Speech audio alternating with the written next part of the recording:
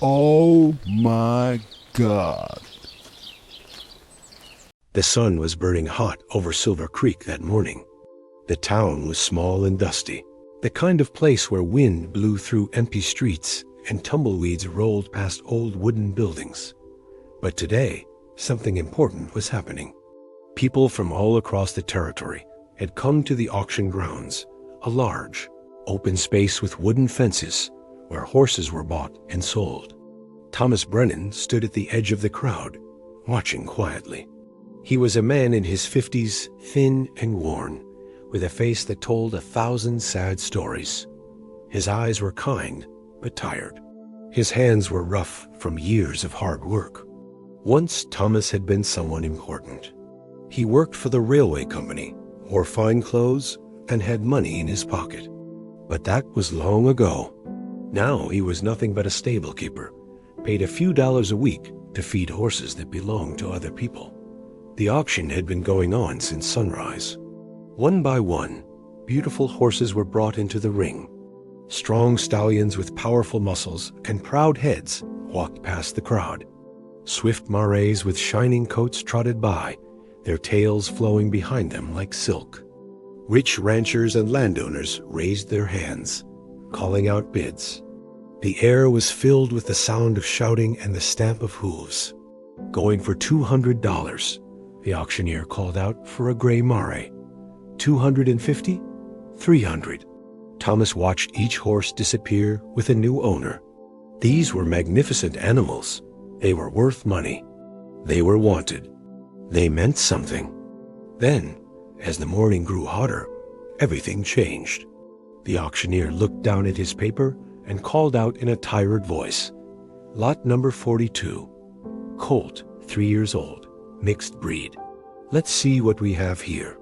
A stable hand led a young horse into the ring. But when everyone saw this animal, the crowd went quiet. Not the quiet of respect, the quiet of disappointment. This colt was nothing like the others. He was thin, so thin that his ribs showed through his dull, yellowish coat like lines drawn on paper. His legs were long and shaky, like they might not hold him up. His mane was rough and messy. His eyes were dull and lifeless, as if he had already given up on the world. He moved slowly, without any energy or spirit. He looked defeated. He looked sick. He looked like he didn't belong anywhere at all. Someone in the crowd laughed. It was not a kind laugh. "That one's broken," an old rancher said, shaking his head. "Looks like he won't last the winter," another man added. "Not worth the cost of feed," a third voice called out. The auctioneer raised his voice, trying to sound hopeful. "Who will start the bidding? Do I have $50? $50 for a young colt? Anyone? $30 then? 20? No hands went up. No one moved. The colt stood there in the hot sun, his head hanging low, as if he could hear every word being said about him, as if he knew that the world had already decided he had no value. $10, the auctioneer said, more quietly now. "Will someone take him for just $10? Still nothing. The crowd had already lost interest. People were turning away, looking for the next horse, the next animal worth buying. The colt stood alone in the dust, unwanted and forgotten. But then, from the very back of the crowd, someone moved. Thomas Brennan walked forward slowly. Everyone noticed him because he was different from the ranchers and landowners. He wore simple clothes. His shirt had patches. His boots were old, but his eyes were clear and honest. He walked right up to the fence and looked at the colt. The colt looked back at him. For a long moment, nothing else mattered. Thomas and the colt just stared at each other. It was as if something passed between them, something invisible but real. Two broken things recognizing each other. Two lost souls finding a mirror in each other's eyes. The auctioneer raised his voice again. "Do I have $5? $5 for this colt? Anyone?" Thomas raised his hand. The crowd gasped slightly. This poor man, this nobody, was bidding on the worst horse anyone had ever seen. $5, the auctioneer said, surprised. "Do I have 10? No one else moved. $5 going once, going twice. Sold to Thomas Brennan for $5. Thomas walked over and took the rope from the stable hand. The colt followed him without resistance. There was no spirit in the movement, no hope. Just obedience, just acceptance. As Thomas led the horse away, he heard the laughter behind him. He heard people whispering about how foolish he was. He heard voices saying the colt would probably die before they even reached his stable. But Thomas did not turn around. He did not defend himself. He simply walked forward with the colt, leading it toward the edge of town, toward the small barn that sat on his property like a lonely guardian of forgotten things. "I'm going to call you Ash," Thomas said softly to the colt as they walked. The horse did not react, but Thomas continued speaking anyway, his voice gentle and low. "Ash, because you look like something that burned a long time ago. But ashes can become something new, can't they? Fire can return." The colt said nothing. He never whinnied. He never made any sound. He just walked beside Thomas with his head low, as if carrying the weight of every rejection he had ever known. When they reached the barn, a small wooden structure with weathered boards and a roof that needed fixing, Thomas led Ash inside. He filled a bucket with fresh water. He found hay and oats. He brushed the colt's coat gently, speaking the whole time in a soft, steady voice. "Nobody wanted you," Thomas whispered. "But I did. I see something in you. I don't know what it is yet, but I see it. You're going to be okay, Ash. You're going to be okay." The colt drank water slowly and ate a little food. His eyes remained dull, but something had changed. He was no longer completely alone. Someone had seen him. Someone had chosen him. Someone had given him a name. That night, as Thomas slept in the small room attached to his barn, Ash stood in the darkness and watched over him. The broken colt and the broken man had found each other in the dust and heat of Silver Creek. Neither of them knew that this moment, this single moment of choice, would change everything that came after. The legend was about to begin. 3 months had passed since Thomas brought Ash to the barn. The seasons were beginning to change. Summer heat was fading into the first cool breezes of autumn. The days were still warm, but mornings now carried a chill that made everything feel fresh and new. Thomas's life had changed completely. Every single day, he woke before the sun came up. He would make a simple breakfast of bread and coffee, then walk to the barn with a smile on his face. This was the best part of his day. This was when he felt alive again. Ash was healing slowly. His coat was no longer dull and yellowish. It had turned a beautiful silver-white color, smooth and shining in the morning light. His ribs no longer stuck out like lines on paper. He was gaining weight. He was becoming stronger. But more than his body was healing, something inside him was changing too. Thomas worked with Ash every single day. In the early morning, before the town woke up, Thomas would lead the colt to a small field behind his barn. He would walk slowly, talking to Ash the entire time. He told the colt about his past, about the years when he worked for the railway, about the job he lost, about the wife who left him, about the years of loneliness and pain. "I know what it feels like to be thrown away," Thomas would say, his voice soft and gentle. "I know what it feels like when nobody wants you anymore. But I'm still here, aren't I? And so are you. Maybe we're not so broken after all." Ash would listen. The colt still did not make much sound. He did not whinny or play or kick his legs with joy like other young horses. But something was different in his eyes. The deadness was slowly leaving. Something was waking up inside him. Thomas would brush Ash's coat for hours, running his fingers and the brush along every inch of the horse's body. He would speak about everything: the clouds in the sky, the birds singing in the trees, the feel of wind on their faces. Ash would stand still, letting Thomas touch him, letting Thomas care for him. There was a bond growing between them, something strong and real that neither of them could explain. At night, Thomas would sleep in a small room in the barn. He wanted to be close to Ash. He wanted to hear if the colt ever needed him in the darkness. Sometimes, Thomas would wake up and see Ash standing over him, watching him sleep. The colt had become his guardian. The animal that no one wanted had become the thing Thomas loved most in the world. Word spread through town about the strange old man and his broken horse. Some people laughed. Some thought Thomas was wasting his time and money. But Thomas did not care what anyone thought. He had found purpose again. He had found reason to wake up in the morning. Then, one cool evening in late autumn, something unexpected happened. Thomas was brushing ash in the barn when he heard the sound of a carriage arriving. This was unusual. Very few people ever came to Thomas's small property. He stepped outside and saw something that surprised him completely. A fancy carriage, painted black and decorated with gold designs, was parked in front of his barn. A man in servant's clothes stood holding the horses. And walking toward Thomas was a woman dressed in expensive clothes, wearing a hat decorated with feathers. She was beautiful, with kind eyes and dark hair, but her hands were shaking. Her face looked nervous and afraid. She looked like someone carrying a heavy secret. "Are you Thomas Brennan?" she asked, her voice not quite steady. "I am," Thomas said. "Can I help you, ma'am?" "My name is Catherine," the woman said. "Catherine Whitmore.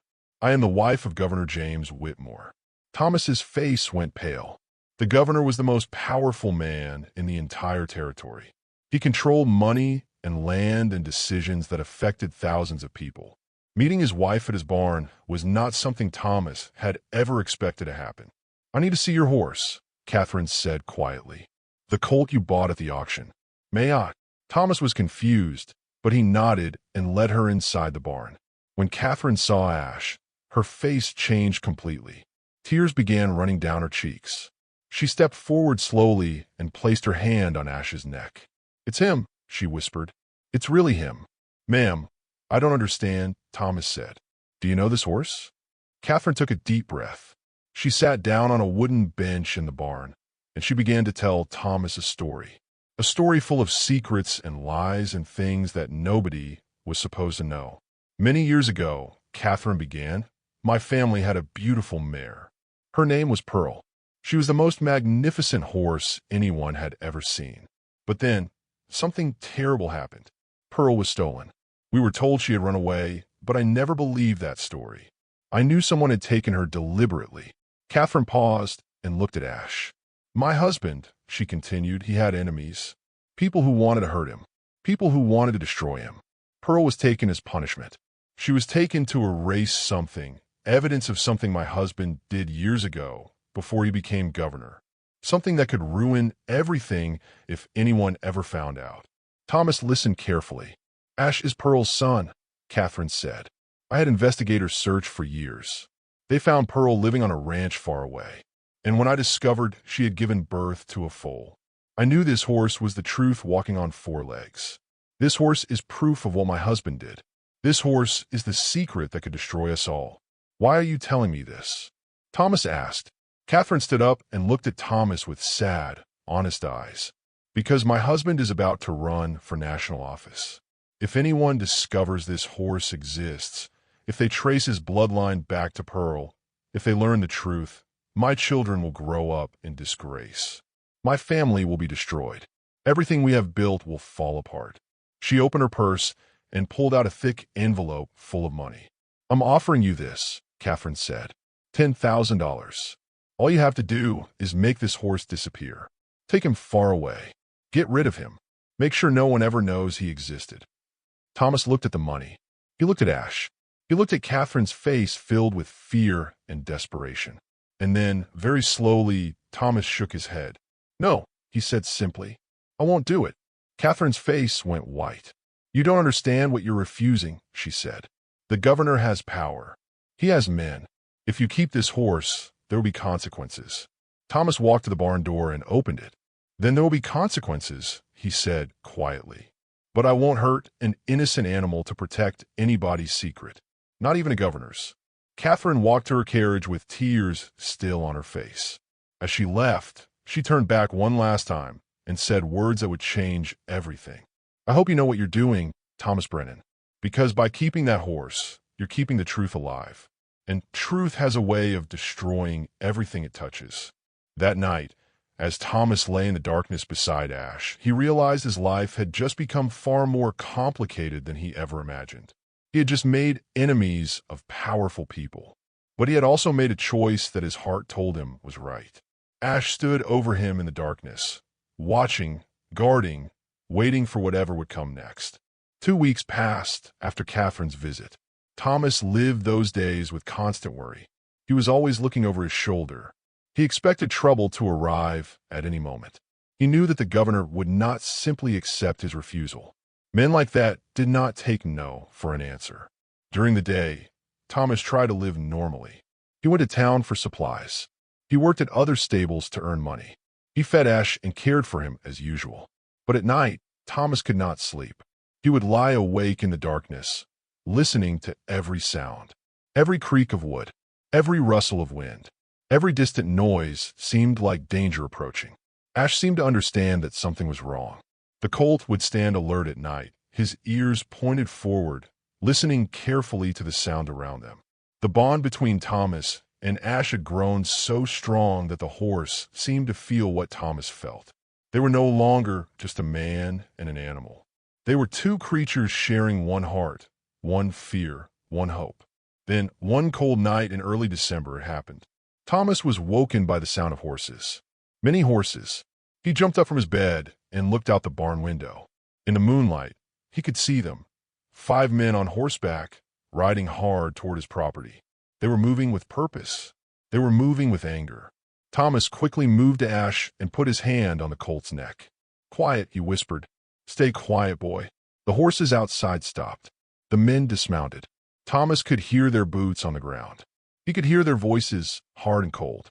"Thomas Brennan," one of the men shouted. "Come out here. Now." Thomas took a deep breath. His heart was beating very fast. He knew what was about to happen, and he was afraid. But he was also determined. He walked out of the barn and stood in front of these 5 men. The leader stepped forward. He was a big man with a scarred face and cold eyes. Behind him stood 4 other men, all looking dangerous and ready for violence. "I'm Thomas Brennan," Thomas said, trying to keep his voice steady. "The governor sent us," the leader said. "We're here for the horse, the white colt. Give him to us, and this will be easy. Refuse, and it won't be." "I won't give you the horse," Thomas said. His voice was quiet but firm. "That colt is not yours to take." The leader's face went dark with anger. "You're making a mistake, old man," he said. "You don't know who you're dealing with. You don't know the power we have." "I know exactly who you're dealing with," Thomas replied. "And I know it's right. That colt is not going anywhere." What happened next was violent and fast. The leader stepped forward and struck Thomas across the face with his fist. Thomas fell to the ground hard. Pain exploded through his head. Blood filled his mouth. "Get the horse," the leader ordered. 2 of the men ran toward the barn. Thomas tried to get up, but the leader kicked him aside. The air went out of Thomas's lungs. He could not breathe. He could not move. But he heard Ash neighing inside the barn, a sound of fear and alarm. Despite the pain, despite being unable to breathe properly, Thomas forced himself up. He threw himself in front of the barn door, blocking it with his body. "You won't touch him," Thomas gasped, blood dripping from his mouth. "I won't let you." The scarred man laughed. It was not a kind sound. It was the laugh of someone who enjoyed hurting others. He pulled out a gun and pointed it at Thomas. "Move," he said simply. Thomas did not move. He stood there, bleeding and broken, but refusing to step aside. He would not let them take Ash. He would die first. The other 2 men grabbed Thomas by the arms and dragged him away from the barn door. He fought them as hard as he could, but he was old and weak, and they were young and strong. They threw him to the ground. He struck his head on a rock, and for a moment, everything went dark and spinning. When his vision cleared, he could see the men leading Ash out of the barn. The colt was frightened. He was pulling back on the rope. He was neighing loudly, a sound of terror and confusion. Ash looked toward Thomas. Their eyes met for just a moment, and in that moment, Thomas saw something in the colt's eyes that broke his heart. It was betrayal. It was abandonment. It was the same look that Ash must have had when he was left alone at the auction when nobody wanted him. "No!" Thomas screamed. He tried to run toward them, but the men held him back. "Ash! Ash!" But the colt was being pulled away. The men were leading him toward their horses. In just moments, they would be gone. Ash would be gone forever. Thomas closed his eyes and made a decision. It was the hardest decision he had ever made in his life. Harder than losing his job. Harder than losing his wife. Harder than anything he had ever experienced. He opened his mouth and screamed at the top of his lungs. "Run, Ash! Run! Go! Run!" The men stopped and looked at Thomas in confusion. What was this old man doing? Thomas screamed again, even louder, even more desperately. "Run, boy! Run away! Go! Go! Go!" The scar man raised his gun and aimed it at Ash, ready to shoot the Colt rather than let it escape. But in that moment, something inside Ash changed.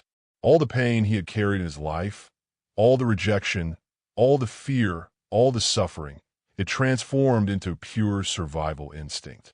The Colt reared up on his hind legs and broke free from the rope that held him. He kicked out at one of the men, striking him hard in the chest, sending him flying backward. Then Ash ran. The Colt ran faster than he had ever run in his life. He ran away from the barn, away from the men, away from Silver Creek. He ran toward the desert, toward the darkness, toward freedom or death. It did not matter which. "Shoot him," the leader ordered. But the Colt was already too far away. The shots rang out into the night, but they found nothing. Ash had disappeared into the darkness like a ghost. The men looked at each other. They looked at Thomas lying on the ground, bleeding and broken, but smiling. "The horse is gone," Thomas said quietly. "You can tell the governor the horse is gone." The scar man stepped forward and kicked Thomas one more time, hard in the side. Thomas cried out in pain, but he did not try to stop them. The men mounted their horses and rode away into the night, angry and defeated. Thomas lay in the dust for a long time, unable to move. Every part of his body hurt. But as he looked up at the stars in the sky, he felt something he had not felt in years. Peace. Ash was free. The truth was still alive. And Thomas had kept his promise. He had protected the one thing he loved most in the world, not by keeping it locked away, but by setting it free. Far away in the darkness, a young white Colt ran through the desert night, carrying with him a secret, a legacy, and a love that would never die. Thomas lay in bed for 4 days after the men left. His body was broken in many places. His ribs ached when he breathed. His face was swollen and bruised. His left eye was closed shut from the beating. His left arm was wrapped in cloth because he thought the bone might be broken. Every moment of every day hurt, but the physical pain was nothing compared to the pain in his heart. He had let Ash go. He had set the Colt free into the cold desert night with no food, no shelter, no protection. He did not know if Ash was alive or dead. He did not know if the Colt had survived the freezing temperatures or found water and grass. The not knowing was worse than any beating. On the 5th day, a woman named Sarah came to check on Thomas. She was the wife of the blacksmith in town, and she had always been kind to Thomas. She brought him soup and clean cloth for his wounds. When she saw his face, she gasped. "Thomas, what happened?" she asked, her voice filled with worry. Thomas told her everything. He told her about Catherine's visit. He told her about the governor's men. He told her about Ash running away. He told her about the secret that the Colt represented. Sarah listened carefully. When Thomas finished speaking, she sat in silence for a long moment. Then she said something that would change everything. "You need to write it down," she said. "Write down everything you know. Write down the whole story. Write down the governor's crimes. Write it all down and make sure people know the truth." Thomas looked at her with confusion. "Why would I do that?" he asked. "The governor has power. He has money. He has men with guns. Writing things down won't stop him." "Maybe not," Sarah said. "But truth is the only weapon that can defeat power. If you write it down, if you tell the story, people will listen. People will care. People will demand justice." After Sarah left, Thomas thought about her words. He lay in his bed and thought about everything that had happened. And slowly, an idea began to form in his mind. He found paper and a pen. His hands were shaking and weak, but he began to write. He wrote about Catherine's visit. He wrote about what she had told him about the governor's crimes. He wrote about the stolen mare named Pearl. He wrote about Ash and what the Colt represented. He wrote about the men who came in the night. He wrote about everything. But Thomas did not stop there. He spent the next weeks and months writing. Every day, when he felt strong enough, he would sit at his small table and write more. He wrote about dates and names and places. He wrote about the evidence that Catherine had mentioned. He wrote about the truth that needed to be told. Night after night, Thomas wrote by candlelight. His hands became stronger. His body began to heal. But his heart remained broken, still missing Ash, still wondering if the Colt was alive somewhere in the world. As winter turned to spring and spring turned to summer, Thomas finished his writing. He had filled more than 50 pages with his story. He had written down everything, every fact, every detail, every piece of evidence that proved the governor had done something terrible, something criminal, something that should have destroyed him. Then Thomas made copies. He copied his story by hand, page by page by page, until he had 3 complete copies. His eyes hurt. His hands became thin and weak. But he continued because he knew this was important. This was the only way to protect Ash. This was the only way to tell the truth. One day in early summer, a journalist came to Silver Creek. His name was William Cross, and he worked for a big newspaper in the capital city. He was investigating corruption in the government. He had heard rumors about the governor, but had no proof. Thomas reached out to him. He sent a message asking if they could meet. When William arrived at Thomas's small barn, Thomas gave him the letters. All 3 copies of his story. All the evidence. All the truth written out in careful, clear words. William read through the pages carefully. His eyes grew wider and wider. When he finished, he looked at Thomas with amazement. "This is incredible," William said. "This is proof. This is everything I need. Do you understand what this means? This will destroy the governor. This will expose everything. Will it protect the horse?" Thomas asked quietly. "What horse?" William asked, confused. Thomas told him about Ash. He told him about the Colt that represented the truth. He told him about why the governor wanted the horse gone. William nodded slowly. "If this story is true, if your evidence is real, then yes. It will protect the horse. Because it will prove that the horse was never the problem. The governor was the problem. The truth was the problem." William left Silver Creek and returned to the capital city. He brought Thomas's letters with him. He brought the evidence. He brought the truth. What happened next was like watching an avalanche. It was slow at first, then faster and faster until nothing could stop it. William published the story in his newspaper. The headline was enormous and bold. It told everything. The governor's crimes, the stolen mare, the hidden Colt, the secrets that had been kept for so long. Other newspapers picked up the story. Journalists came to Silver Creek to interview Thomas. They came to photograph his barn and his property. They came to hear his voice and learn his truth. Investigators arrived from the capital. They began looking into the governor's past. They began examining records and documents. They found evidence that supported everything Thomas had written. They found proof of the crimes. Within 3 months, the governor resigned in disgrace. His political career was over. His reputation was destroyed. News of his crimes spread throughout the territory and beyond. His name became synonymous with corruption and lies. But more importantly, the truth had been told. The world now knew that a broken old man and a rejected Colt had stood against power and won. Newspapers called Thomas a hero. People in town began treating him with respect instead of pity. He received letters from people across the territory thanking him for his courage. He received money, donations from people who believed in truth and justice. But Thomas did not care about any of that. There was only one thing he wanted. On a quiet autumn morning, Thomas was working in his barn when he heard a sound he thought he would never hear again. A neighing, a familiar, beloved neighing. He ran outside and stopped in his tracks. Standing at the edge of his property was a beautiful white horse. The horse was larger now, stronger, wilder. But Thomas recognized him immediately. It was Ash. The Colt had returned. After a year of living in the mountains and deserts, after surviving storms and hunger and loneliness, Ash had found his way home. Thomas walked toward the horse slowly, tears streaming down his face. Ash walked toward him too. When they met, Thomas placed his hand on the Colt's neck, and the horse leaned his head against Thomas's chest. No words were needed. The truth had set them both free, and now they had found each other again. The legend of the white Colt and the broken man was complete. But their story was just beginning. Thomas and Ash stood together in the golden afternoon light, neither one moving, both understanding that this moment was the most important moment of their lives. The wind blew gently across the small barn and the open field behind it. The world seemed to hold its breath. Thomas ran his hands along Ash's neck and shoulders, feeling the muscle and strength that had grown during the year in the wilderness. The colt was no longer the thin, broken animal that had been rejected at the auction.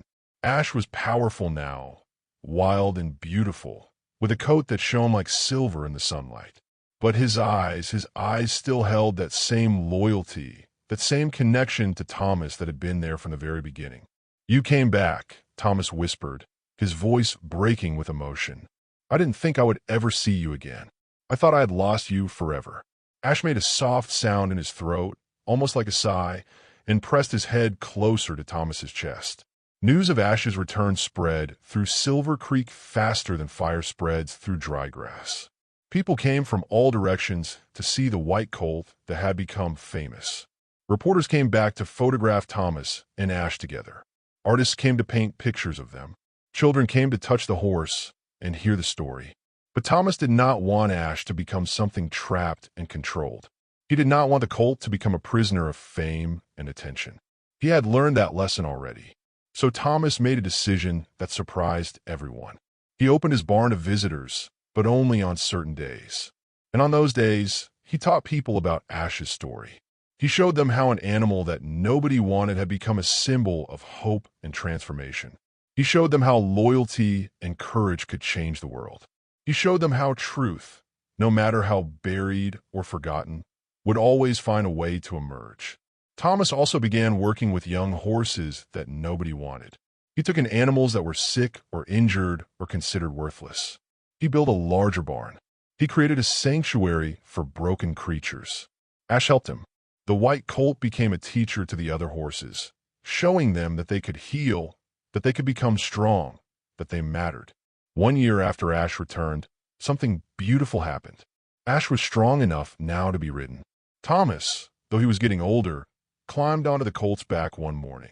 They rode together through the valley and into the mountains that had hidden Ash during his year away.